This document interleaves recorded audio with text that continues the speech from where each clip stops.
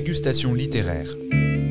La série littérature de Chandail et Chignon. Le podcast des médiathèques de Saint-Médard-en-Jalles.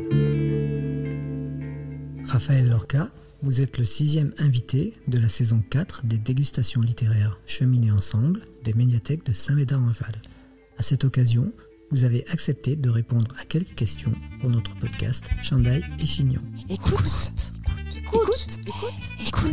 c'est Chandail et Chignon, le podcast des médiathèques de Saint-Médard-en-Jalles.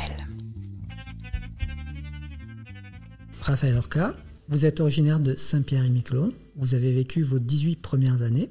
Quels souvenirs en gardez-vous ? Saint-Pierre-et-Miquelon, alors déjà pour ceux qui ne le situent pas, c'est un archipel français en Amérique du Nord. J'en garde un souvenir de Jardin d'Éden en réalité. C'est une île très mystérieuse, très capricieuse d'un point de vue climatique, mais où se dégage une force assez incroyable, où les gens s'entraident, où les gens sont très actifs. Tout le monde fait, alors en plus de son travail, un sport, une activité culturelle, une pièce de théâtre, un groupe de musique. Donc j'en garde une espèce de souvenir d'une île que je ne retrouverai probablement jamais en termes de lieu de vie, mais qui reste très profondément ancrée dans ma façon de... Ma psy disait, j'ai une façon archipélique de fonctionner, et je crois que ça vient directement de mon passé à Saint-Pierre-et-Miquelon, effectivement. Il y a 6000 habitants à peu près, je crois. 6000 habitants, ouais. Voilà, et donc c'est tout petit.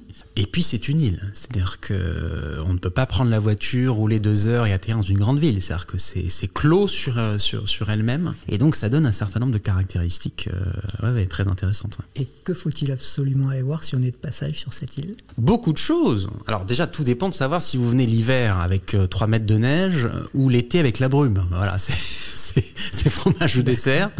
Non, il faut aller voir l'île aux Marins, par exemple, qui est une petite île en face de la ville principale qui s'appelle Saint-Pierre, qui est une ancienne île habitée par plusieurs centaines de personnes jusqu'au début du XXe siècle, et qui est aujourd'hui plus ou moins abandonnée, ou avec des résidences secondaires, où il y a une sorte de patrimoine très fort du passé maritime, de la grande pêche, qui était quand même une activité qui a structuré durablement le territoire. Donc oui, je dirais l'île aux Marins, je dirais on peut aller voir des baleines.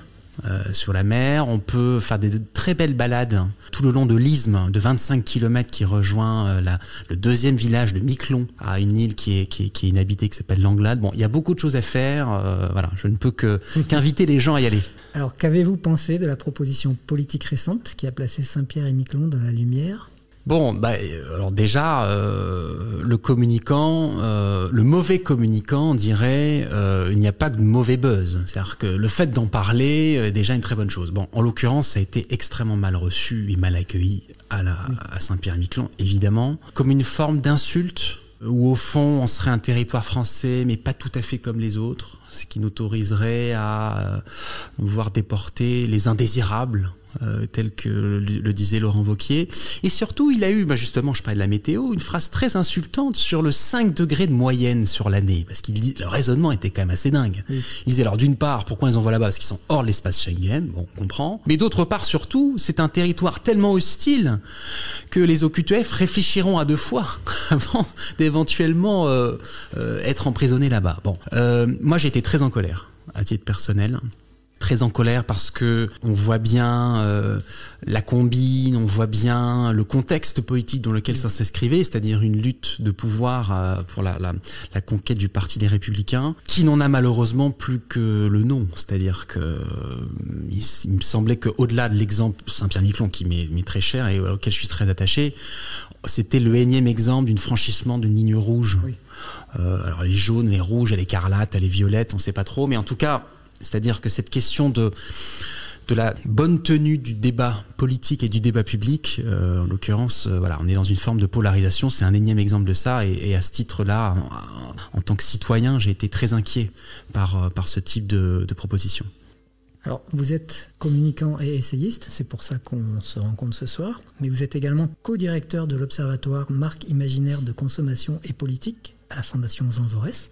Pouvez-vous nous en dire un peu plus sur cette 3e casquette ? Alors c'est ma casquette Jean Jaurès, qui est ce qu'on appelle un think tank On n'arrive pas à trouver l'équivalent en français, bon peu importe, qui est un espace de discussion, de réflexion et de publication autour de tout un tas de thématiques qui traversent la société française et donc qui est structuré en observatoire. Donc il y a l'observatoire du sport, l'observatoire du Moyen-Orient. Et il m'a semblé qu'il y avait un manque dans la façon dont les choses étaient organisées, y compris dans le débat public. C'est-à-dire, au fond, on raisonnait en grande verticale, parallèle entre elles. C'est-à-dire, il y avait la politique d'un côté, il y avait la consommation de l'autre. Or, moi, ce qui m'intéresse de creuser, c'est précisément la dimension politique des marques et de la consommation. Puisqu'on se rend compte, alors il y a tout un tas de travaux qui me précèdent évidemment et dans lesquels je m'inscris, mais qui montrent que consommer, ce n'est pas juste acheter un bien ou un service, c'est s'inscrire ou non dans la société dans laquelle on appartient. Et donc à partir de ce moment-là, il nous a semblé intéressant avec mon co-directeur qui s'appelle Benoît Helbrun, qui est mon ancien directeur de thèse, donc là il y a une sorte de compagnonnage intellectuel qui perdure au-delà de l'université. Il nous a semblé qu'on pouvait proposer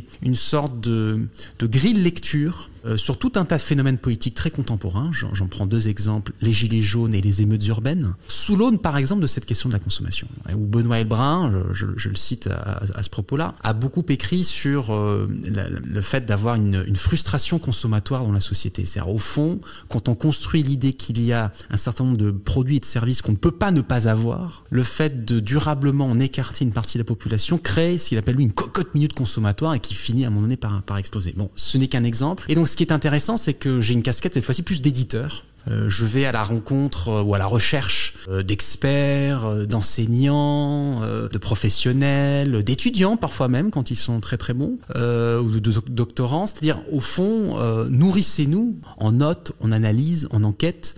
On dispose d'un petit budget pour financer de temps en temps des enquêtes d'opinion ou des enquêtes sur le terrain, d'ethnomarketing, etc. Donc c'est un espace qui a pour vocation de fonder ce qui n'existe pas encore, c'est-à-dire une science politique des marques et de la consommation. C'est-à-dire vraiment essayer de regarder, de partir de la politique et de l'appliquer aux marques et à la consommation. Et concrètement, ça se traduit par de la production d'écrits. Absolument. Tout est accessible sur le site de la Fondation Jean Jaurès, tout est gratuit, je le précise, tout est téléchargeable. Et donc ça prend des formats très différents, ça peut être des petites notes, ça peut être des rapports collectifs où les uns et les autres contribuent, ça peut être des petits livres, des gros livres, donc ça peut être des conférences, des podcasts, donc on est ensuite transmédia et on utilise tout ce qui est à notre disposition pour créer de la discussion et du débat sur le sujet. Justement, vous venez ce soir pour présenter votre livre « Le roman national des marques », paru en 2023 aux éditions de l'Aube. Je crois que votre projet de départ prévoyait 2 autres tomes, l'un sur les humoristes et l'autre sur les rappeurs. Alors d'abord, pourquoi ces 3 thèmes spécifiques? Et ensuite, où en est le travail sur les 2 autres thèmes? Vous êtes très bien renseigné, dites-moi. Effectivement, la façon dont j'avais, entre guillemets, vendu le projet à la Fondation Jean Jaurès, je voulais faire quelque chose sur raconter la France. Mais raconter la France par des angles, des objets, des acteurs auxquels on n'est pas forcément habitué de s'intéresser. De par ma formation, de par ce que j'ai produit par ailleurs, il m'a semblé évident de commencer par les marques. Et donc le roman national des marques, c'est ça, c'est une étude de la façon dont les marques se mettent à raconter la France. Et il se trouve que dans l'étude IFOP, de l'Institut de sondage IFOP qu'on avait lancé à l'occasion du livre, il nous est apparu que la catégorie que les Français distinguaient pour raconter non pas la France mais les Français, la numéro 1, c'était les humoristes. Et donc là, il m'avait semblé qu'il y avait quelque chose de très intéressant à poursuivre dans cette direction. J'ai commencé à faire du terrain. J'ai fait une série de reportages pour le journal L'Opinion, dans lequel j'officie par ailleurs. Ça s'appelait L'Archipel du Rire. Et donc c'était une série d'été, j'en ai fait 6. Et donc je m'étais promené dans 6 stand-up aux 4 coins de la France, avec des publics très différents, sur le thème de quoi est-ce qu'on rit aujourd'hui, quels sont les publics, etc. etc. Bon. Donc j'avais commencé à faire un peu de terrain. En réalité, je n'ai pas totalement abandonné l'idée d'en faire quelque chose. Je ne suis pas sûr que ce sera sous la forme d'un essai. Je trouve que ce qui s'y prête bien, c'est peut-être d'autres types de formats. Sans même parler de la série, c'est pas question de faire. D'ailleurs, il y a plein de séries sur les humoristes, etc. Mais peut-être plus un documentaire. C'est que je trouve que cette idée d'aller, en fait, ce sont des choses à montrer. Oui. Et ensuite, le rap. Tout ça était très abstrait, très théorique. C'est-à-dire, je me suis dit, en fait, évidemment qu'il faut s'intéresser aux rappeurs comme façon de représenter la France. En fait, le coup d'entrée est trop grand pour moi. Je me suis très vite rendu compte. Donc, soit je co-signe avec quelqu'un, et ce quelqu'un aurait pu être un certain Kevin Boucault-Victoire, qui gère les idées chez Marianne, et qui a publié il y a quelques mois un petit livre sur le rap en France. Vous l'avez contacté ? Ah bah on se connaît très bien en fait, et donc je l'avais chroniqué, etc. Et donc en fait, donc quand j'ai chroniqué son livre dans le journal L'Opinion, je dis en fait le 3e tome que j'aurais voulu écrire sur raconter la France par le rap, quelqu'un d'autre l'a écrit, c'est très bien comme ça. Voilà, Donc les 3 thèmes ont été traités. De façon inégale, mais et pas tous par moi, effectivement. Donc l'archipel du rire, encore une archipel. Alors oui. Et alors c'est marrant que vous le notiez, c'est d'autant plus remarquable qu'à titre personnel, j'ai beaucoup ferraillé contre la thèse de l'archipel français de Jérôme Fourquet. C'est-à-dire que je lui reprochais que cette métaphore ait quitté le statut de description très objective de la société française, tel qu'il a essayé de le faire en 2019 dans son bouquin qui a fait un grand succès, etc., au Seuil, mais qui est devenu une sorte de métaphore performative. C'est-à-dire qu'au fond, tout se passe comme si nous étions condamnés à n'être que des îlots inéluctablement isolés les uns des autres. Et j'ai pu voir de l'intérieur, dans les agences de publicité que je connais bien, dans le monde des médias, dans le monde politique, au fond, dans une société archipélisée, virgule. Tout commence par ça. Ça devient le présupposé même de la réflexion sur la société française. Or, je crois que c'est un cadrage très problématique. Alors, je ne condamne pas Jérôme Fourquet, parce que lui, il a produit une étude. Je ferraille contre l'idée d'un monopole explicatif par l'archipel. Voilà. Donc, tout est relié. Vous voyez, toutes les obsessions relient à Saint-Pierre-et-Miquelon. Alors, une question, parce que nous, ça nous taraude en bibliothèque, est-ce que vous utilisez des IA dans votre manière de travailler ?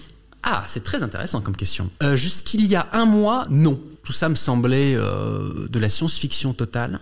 J'ai été profondément perturbé par cette histoire d'hypnocratie. J'en dis 2 mots.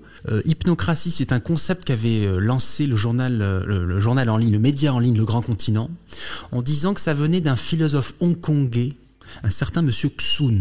Et ils annonçaient un grand livre à paraître aux éditions Philosophie Magazine, qui a fini par paraître au mois d'avril. Et il y avait une postface qui a été révélée le jour de la publication, où la supercherie, entre guillemets, a été révélée. C'est-à-dire que ce concept et tout le livre a été écrit par ChatGPT. Alors, écrit par ChatGPT, je précise, c'est un activiste italien, philosophe, qui a prompté la machine pendant 1 an, qui l'a nourrie très intelligemment, mais c'est la machine qui a créé le concept d'hypnocratie. C'est-à-dire que moi, je vais revenir à mon utilisation juste après, mais très naïvement, je pensais que l'intelligence artificielle savait résumer des textes. Là, on est dans la production de concepts. Donc moi, ça m'a totalement déstabilisé. Et donc j'ai commencé à me dire, au fond, attendez, si ça a marché pour hypnocratie, je serais quand même bête de ne pas l'utiliser dans ma production. Et donc, je l'utilise à titre personnel comme une sorte de super assistant. Alors dans mes journées mégalo, je me sens comme un ministre avec un conseiller discours. Donc je lui donne, alors voilà, je veux écrire quelque chose sur telle thématique, avec tel exemple, tel auteur, tel machin, produis-moi une première version. Bon, souvent je suis très insatisfait de la première version, alors je retravaille, etc. Mais ça, en fait, ça me donne des idées d'angle. Et alors moi qui suis en plus indépendant et qui travaille seul en fait la plupart du temps, ça me donne une sorte de sparring partner dans les phases très préliminaires de réflexion, et qui peuvent totalement me nourrir, y compris en allant me conseiller d'aller lire tel ou tel texte. Donc je commence à m'introduire. D'accord. Je suis un débutant, au départ très effrayé par ce monde-là, et puis finalement j'aime bien cette métaphore du conseiller discours ou du conseiller technique, enfin de quelqu'un qui au fond est là à disposition pour pouvoir proposer quelque chose. Voilà, donc affaire à suivre. Affaire à suivre, pour nous aussi, hein.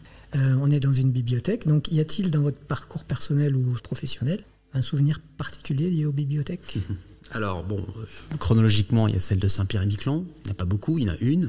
C'est une grande bibliothèque ? C'est une petite bibliothèque avec 2 étages, et moi j'ai le souvenir très vif d'y avoir vu des pièces de théâtre, très jeune, qui était donc un espace qui accueillait des représentations, où j'allais beaucoup emprunter des BD.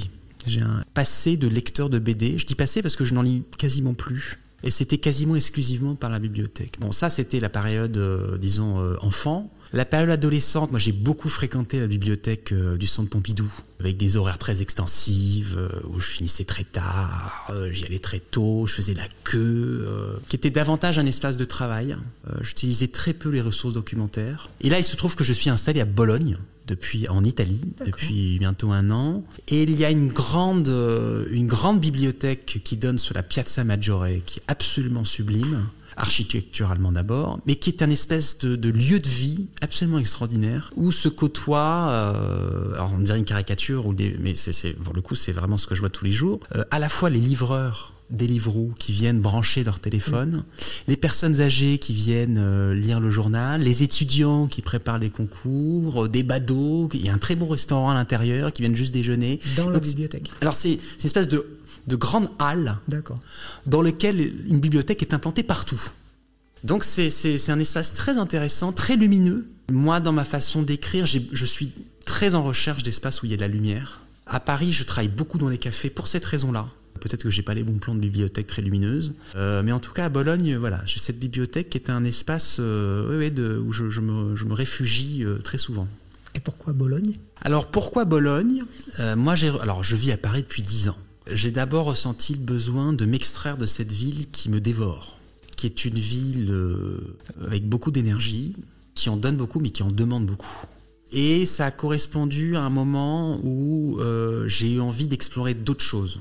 Où j'ai voulu, et je veux toujours, c'est une piste que j'essaye de creuser là, abandonner l'essayisme, entre guillemets, c'est-à-dire au fond, c'est une dissertation plus étendue, quoi. C'est-à-dire j'ai une thèse, j'ai des exemples, j'ai une argumentation, il y a des chaînes logiques. Bon. J'ai eu envie d'abord d'explorer quelque chose de beaucoup plus sensible, donc une forme plus romanesque.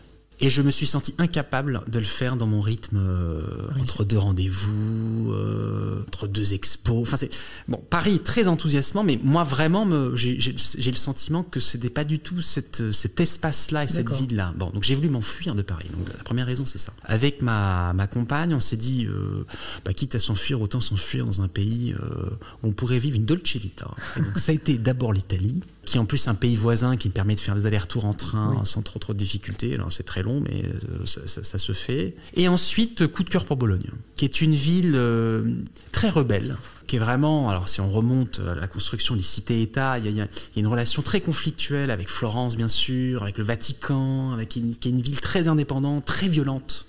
Il y a eu des guerres civiles extraordinairement violentes et sanguinolentes à Bologne, qui est une ville très avant-gardiste, très à gauche. Culturellement, alors c'est une ville très étudiante, c'est la première université du monde, disent-ils. 1088 a été fondée à Bologne. Bon. Et c'est une ville très à gauche. Et ça m'intéressait d'aller vivre dans une ville très à gauche à la période Mélanie. Voilà, une espèce de contraste, une espèce de safe space dans une Italie, et dans le nord de l'Italie, par ailleurs, très, très mélonisée. Il suffit de faire une demi-heure de voiture, mais comme souvent, pour tomber dans des terres vraiment pro Cinque Stelle, voilà, tout un tas de parties de radicalité beaucoup plus fortes. Voilà. Alors on va terminer. Dernière question, c'est une question que l'on pose à tous nos invités. C'est dans l'absolu. Donc là, c'est ce que vous voulez, 3 choses que vous aimez et 3 choses que vous n'aimez pas. Je dirais le cinéma, la mer et le voyage. Dans ce que j'aime. Dans ce que je n'aime pas, je dirais le cynisme, la malhonnêteté et les crustacés. C'est une façon de finir sur un peu plus... C'est parfait. Merci beaucoup. Merci à vous. Semez vos envies et cultivez votre curiosité en attendant le prochain podcast des médiathèques de Saint-Médard-en-Jalles. Abonne-toi. Dégustation littéraire. La série littérature de Chandaille et Chignon. Le podcast des médiathèques de Saint-Médard-en-Jalles.